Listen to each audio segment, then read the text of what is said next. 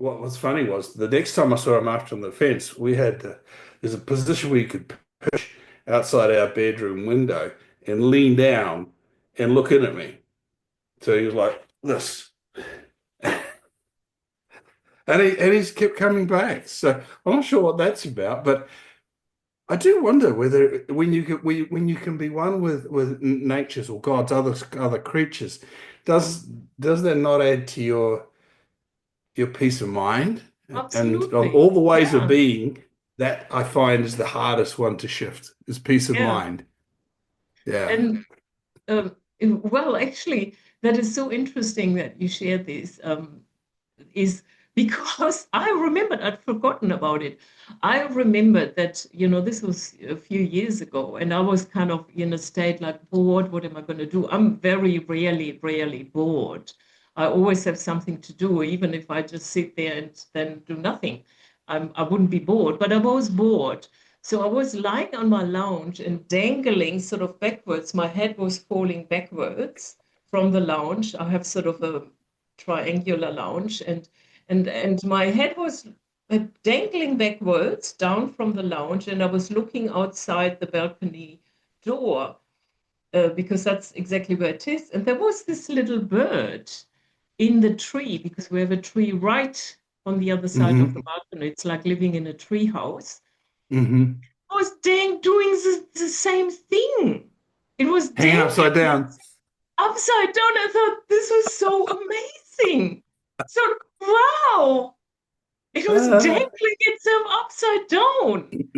mm, Yeah, when that happens, I mean, that's so joyful. That is so being connected, because that's mm. what we are connected to this world in a very intrinsic way, and we get information. So, I call it, this is like an informed field, like the information is Mm. everywhere around Mm. us, and we can all tap into it, and get information, can send thoughts to a friend, and then they pick up the phone and call you, Mm. and all sorts of things, and that's But look, exciting. this is interesting, isn't it? Because where does the human mind go? If you study some of the great masters, and in particular, um, uh, gurus who have a 360-degree awareness of what is, and they don't even need, they're not thinking, they're just, there is an awareness of what is. And I think it's all being accepting you are part of. I'm fond of telling people that, not telling people, but asking them to go look up and find out for themselves how much of the universe is dark matter or dark energy. And we've discussed this before, and the answer is 95%. And so, therefore, anything is possible. Anything is That's possible, right. which is actually a really interesting segue into today's subject. I was So, just thinking we just keep talking about these things, because I think and we keep the topic for next time, because I think it's such a fascinating topic. And sort of I have a mentor and friend, on this sort of, let's call it, spiritual level. And sometimes when I sit there and I meditate, and I have certain practices and tools that I'm using, and I can at times drop really, really deep. And I call her in just to say hello, and nothing specific as such. She gets that straight away, and she mm, messages me on WhatsApp, or she has things happening in her life, and then when and she tells me, and then I said, well, that's what I saw when I called you in. And then she gets mm, it in real time, in mm. real life, in where she thinks, what the hell? And she knew she was connecting to something, uh, Yeah. that was coming from me. It And wasn't from a even. cynic's point of view, there's a lot of, yeah, oh, well, that's just this, that, the other thing. But this is what I love about this one little fact. 95% of all matter and energy is dark. From Well, that, that's only I what the can, physicist says, because they haven't discovered more about it, but they are of going course, But that's They- why I would go the other, add to that, quantum physics is providing more proof that in all probability there are forces that we as humans don't know, don't recognize, are not capable of going unless we surrender, which is really interesting in concept of major religious. I mean, Islam is, as I understand it, Arabic for surrender. So most of the major religions talk about surrendering yourself and taking up the faith and following the teachings. And when you're capable of dropping all those walls, then maybe you do become as one. Again, go to quantum physics. It says, well, physics basically it says we're all protons, electrons, and neutrons, and so is the atmosphere and computers and everything else. Everything's made up of the same building blocks. So are Well, if that's we? the case, what gives definition? Choice. That's what gives I definition. would even say it's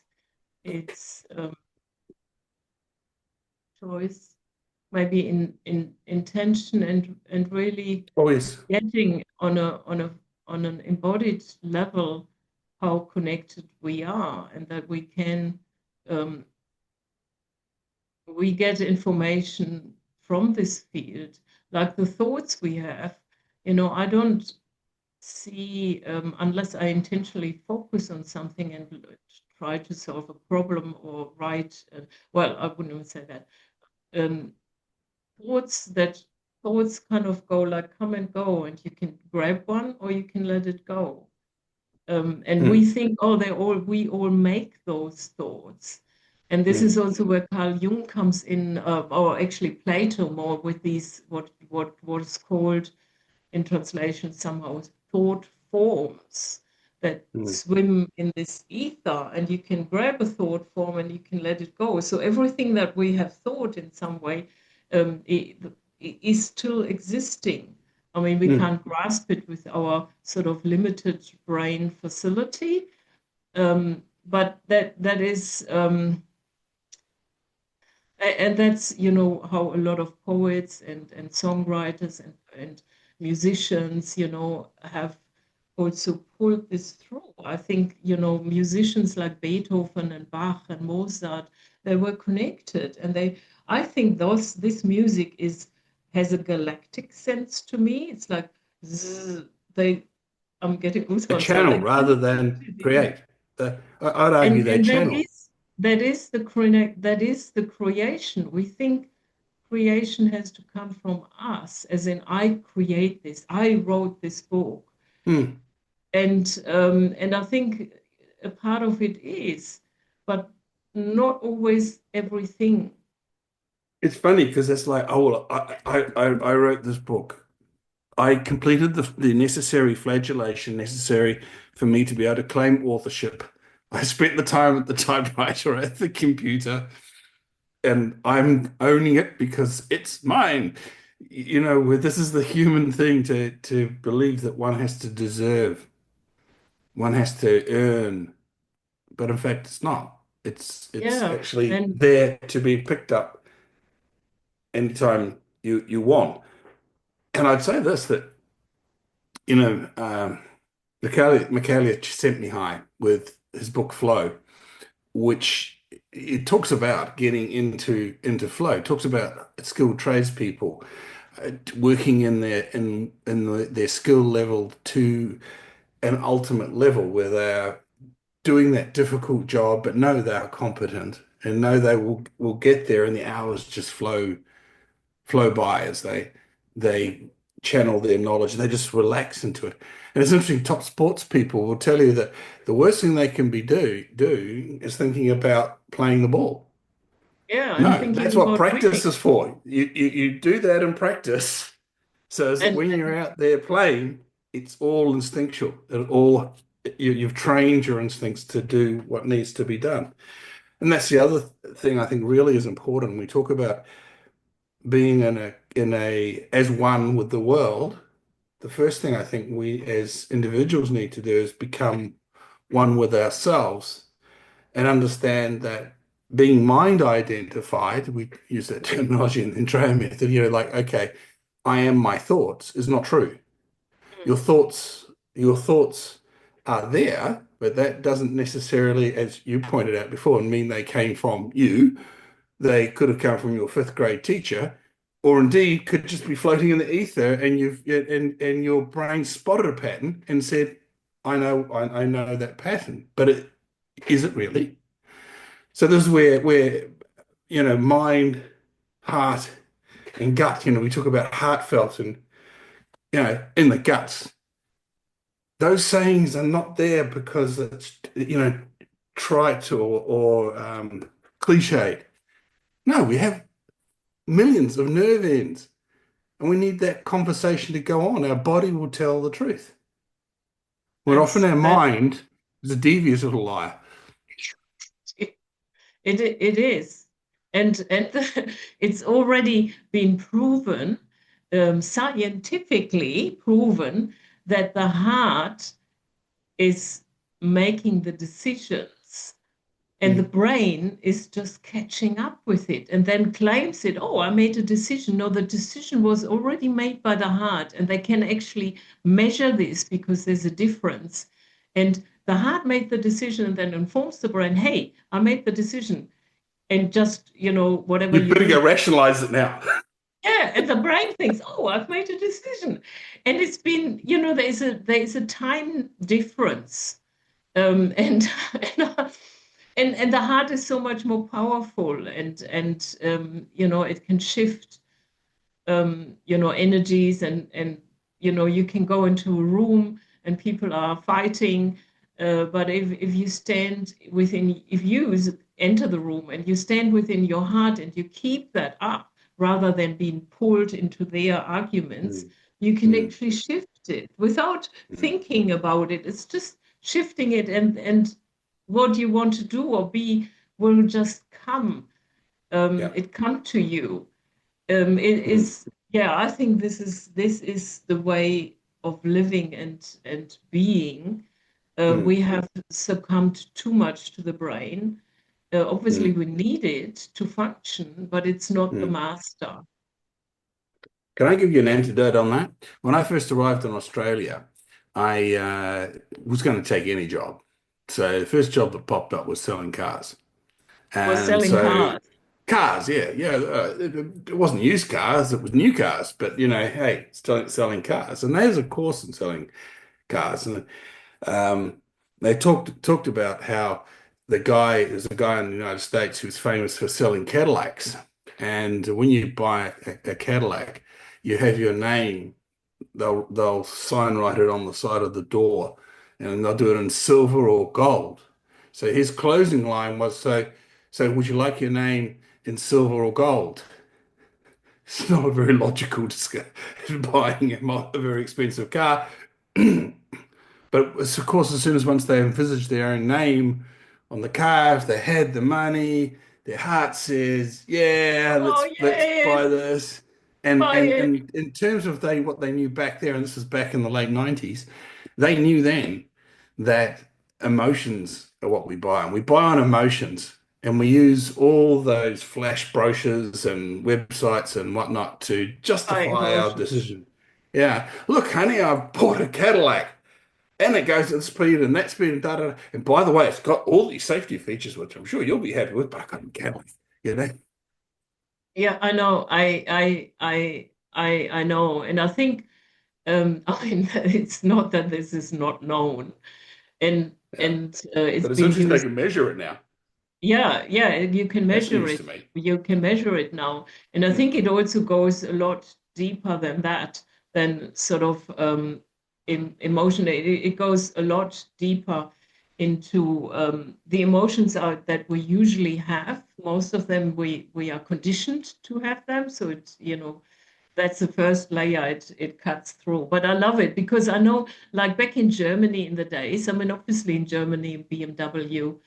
And one of my friends said, "Oh, BMW," and he wanted to buy a BMW, and they are so economic. They are more economic than a Golf, and blah blah blah. And I said, "Just go and buy the car because you love it." It's like, go and buy it. Yeah. It Mm. is more economic. I was even stunned. Like when he actually had the car and we went for a drive and he said, look, this is how economic this car is. I thought, wow, that is actually more economic than my Golf that I'm driving. And it has all these features and heated car seats. Oh yeah. That's in Mm. Germany. That's, oh my God. If you, yeah, anyway. Um, I remember yeah. having a Lexus here in Queensland that had heated car seats. Fortunately, they also cool them. And that's better here in Queensland. Yeah, that's what you need in Queensland. In That's Germany, what you need in Queensland. Yeah, cool seats. you Yeah. go for the heat for the But the heating. reality is, all these decisions, and when you think about it in life, we joke about cars and bits and pieces, but when we talk about big decisions, like changing your career, getting serious with a partner, and thinking of moving in together, or even bigger still, married, or even bigger still, having a baby, because having a baby is very permanent. And it's Yeah, it's very permanent. the very permanent. These are decisions that are being made by our hearts, and I think that's a good thing.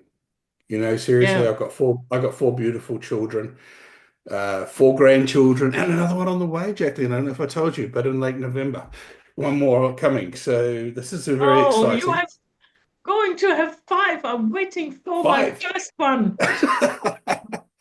Well, I'm just, hey, I'm chasing my sister. She's way out in front. She's got one son who's got four kids on his own. So, Right. anyway, look, the thing is that I don't think if I had allowed my mind to make the decision as to whether I got married and had children, well, any logical analysis of the situation says a smart man never gets married, and if you're not that smart, don't ever get divorced. Well, I've been through both, but you survive. You survive, and you get the rewards of that because Yeah. these beings are coming into your Yeah. life.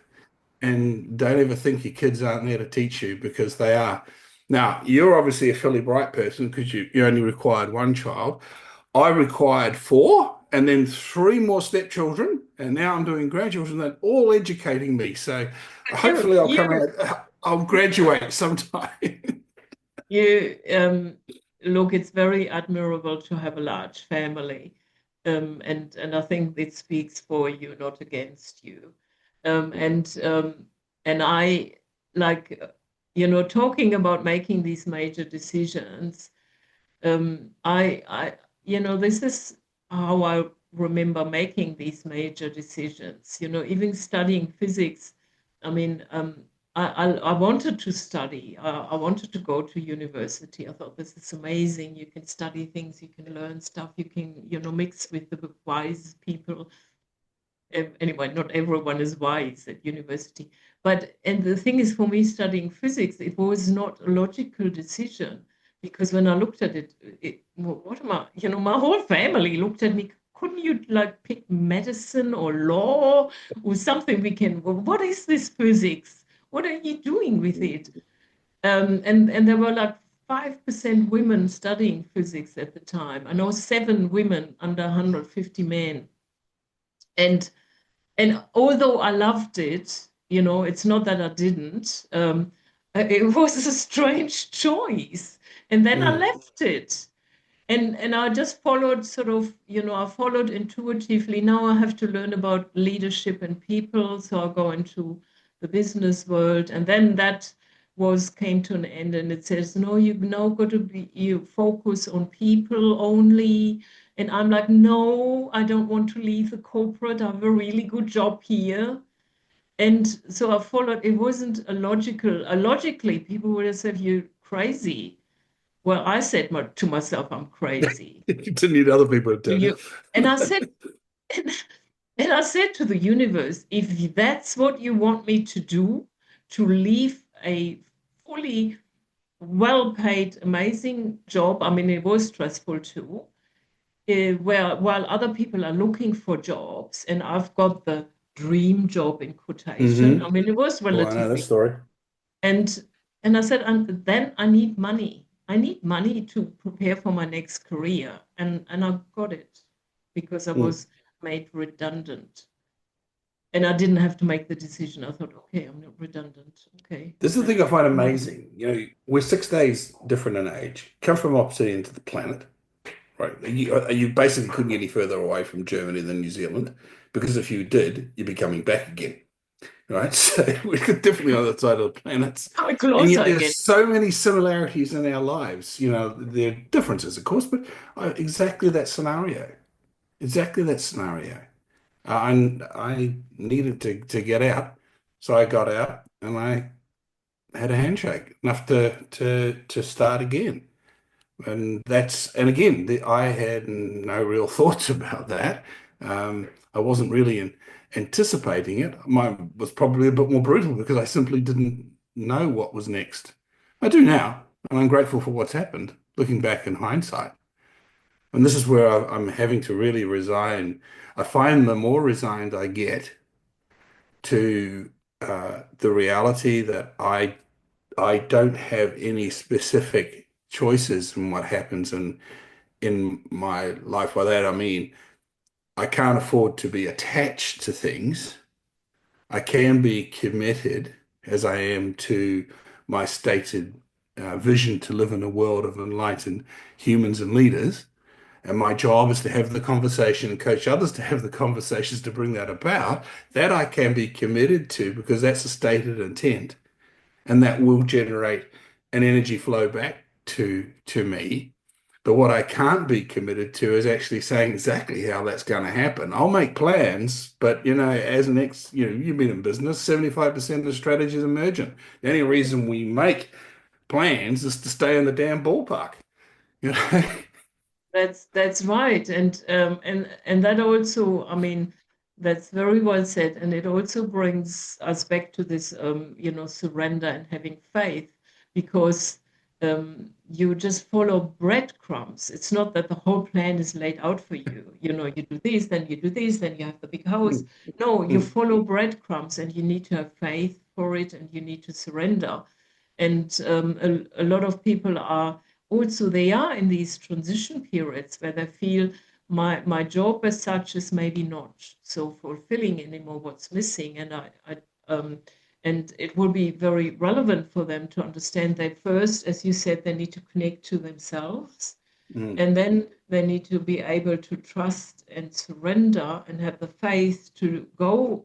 It doesn't necessarily mean that everyone leaves their job. It may be that they have to divert into a different role, or they need to take on more responsibility, Mm. and follow that inner calling, and then surrender and have faith and follow the breadcrumbs, because it's not laid Yeah, out like a 5 or 10 year plan.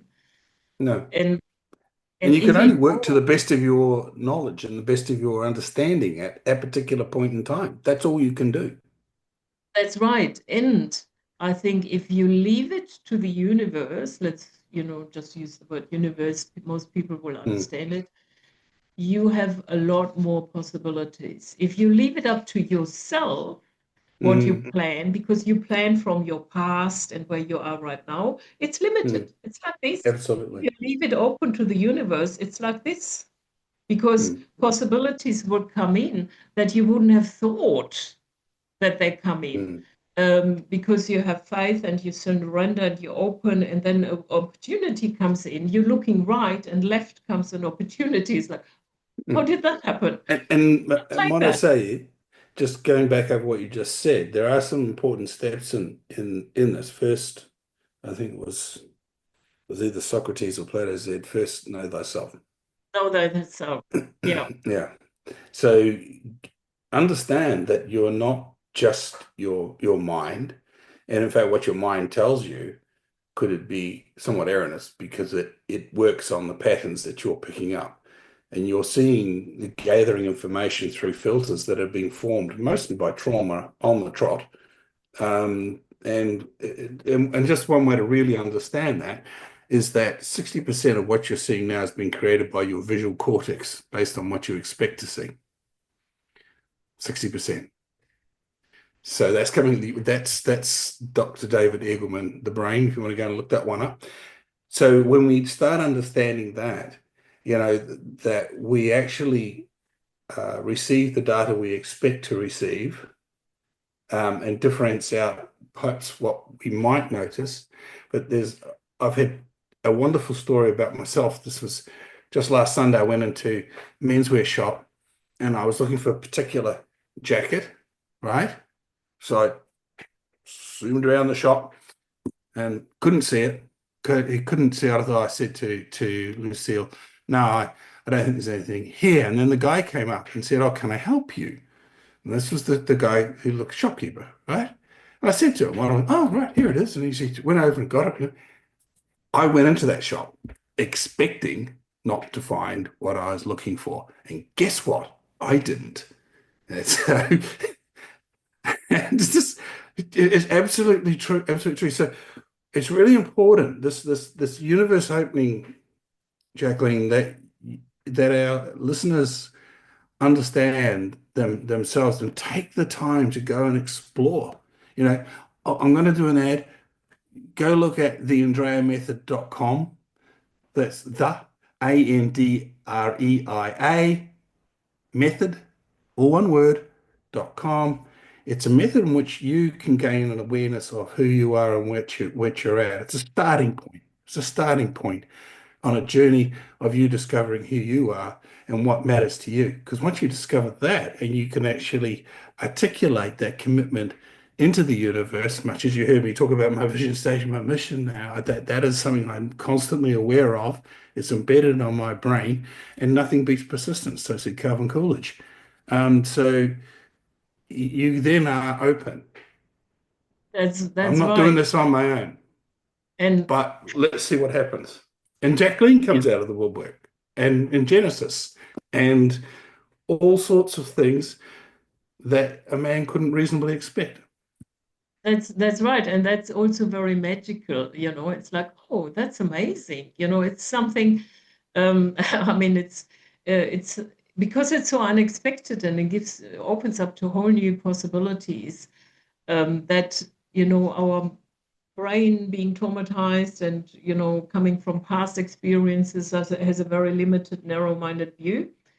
But I had to laugh when you came up with the example of, trying to find a jacket. I had almost the identical experience where I saw a really nice dress in the shop, and I put it on, and it didn't look good on me. And I thought, oh no, I can't wear that. The shop assistant came and said, "Oh yeah, I have other dresses for you." And she came up with two dresses. I thought, I'm in the change room, I might as well try it. And I looked at them. I thought, no way, I'm going to buy that. It's like, oh. Then I thought, okay, I tried on. And then guess what? I bought both dresses and I still have them because they look amazing. And no And way I'm going to buy sometimes that purple dress. that's right. Um, Your brain is saying no, but the universe is saying, well, if you're brave enough to try, maybe yes. And then, oh my goodness me, I have created change in my life.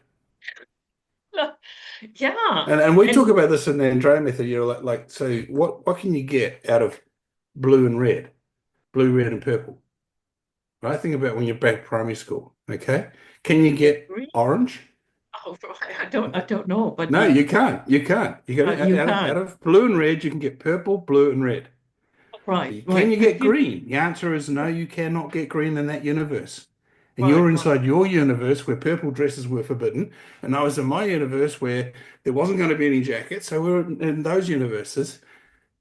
We talk about adding yellow. What happens if you add yellow?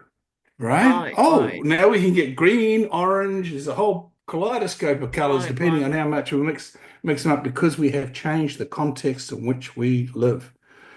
We changed it in both cases.